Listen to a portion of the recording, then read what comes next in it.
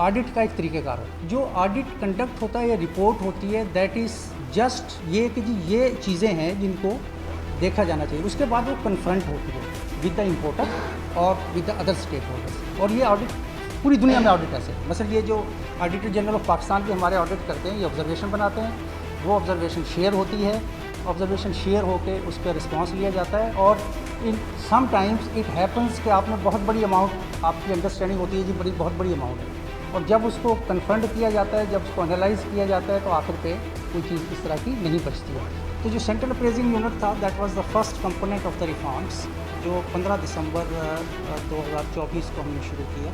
अब वो 8 बजे सुबह से रात 12 बजे तक 2 शिफ्टों पे काम कर रहे हैं, और ऑन एवरेज 1500 से 2000 GDs डेली वहाँ से क्लियर होती है। Almost 95% of the GDs are clear on the same day. Examination पर ज़्यादा टाइम लग रहा था, वो टाइम हमने अब कर्टेल कर लिया है। उसमें 2 फैक्टर्स आए। एक फैक्टर तो ये आया है कि जी उस पर हम मॉनिटरिंग एक कर रहे हैं सीनियर लेवल पे, कि जी ज़्यादा देर तक वहाँ पे चीज़ें ना पड़ी रहें। और दूसरा उसमें जो है पॉइंट, वो ये कि जी एडिशनल जो वर्क फोर्स है वो FBR ने हमें दी। Almost more than 100% of the work force जो अर्लियर वहाँ पे डिप्लॉयड, तो उससे अब ये हुआ है कि ऑलमोस्ट जो कंप्लीशन रेट है हमारा, that has touched 85 to 90%, which was around 50% earlier before this reform.